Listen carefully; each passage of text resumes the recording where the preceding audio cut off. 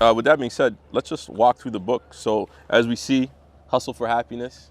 Um, where where did the inspiration start, and kind of just walk through the beginning of the book. Um, so the inspiration, I realized what I was going through, and I realized I couldn't relate to anybody. Like, I had a friend of mine, a family friend of ours, that they lost their brother, but it was in a car accident. Right. Now, we may have had the same pain, but they didn't even understand my pain because I didn't understand theirs. So for me, it was super hard for me to relate to anything or even talk to my friends on a regular basis that really haven't had that loss in their life.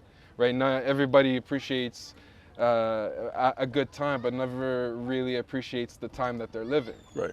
So for me, witnessing, being upfront and personal and close about with death and losing a family member, I wanted to write from a super raw perspective and personal point, in hopes that whoever's reading it can relate to it and just say, okay, you know what, I'm not the only person that's going through this. Because when I went through it, I was alone. Like, I had nobody I could talk to, nobody I could relate to, and I just don't want that for the next guy. Because I mean, life is beautiful, but let's face it, it's full of terror and it's full of sadness too, right? So that was the perspective from it. It took me a while to write it. It definitely did. The title is Hustle for Happiness, A Decade's Walk. The title, I put the title together in 2016.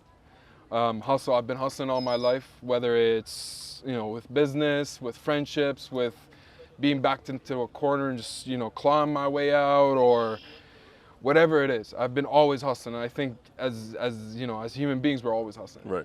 Hustle is just another word for manifestation, but you're actually prioritizing the work to put in. Exactly. The number 4 is a representation of me, my mom, my dad, and my brother. Nice. And happiness, I think we all chase happiness. Sometimes we don't attain it.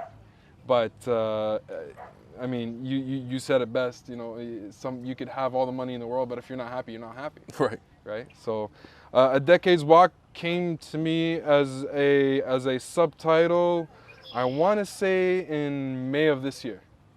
I kind of looked back and I said, what have I been doing for the last decade? I've been walking. So, and I really wanted someone to walk with me through the last decade. Absolutely. So that was that. The chapters, they're all based on emotions. They're all the titles of the chapters, basically what I felt at that exact moment, what I wanted to write about, and I titled it that way. Okay. Right? So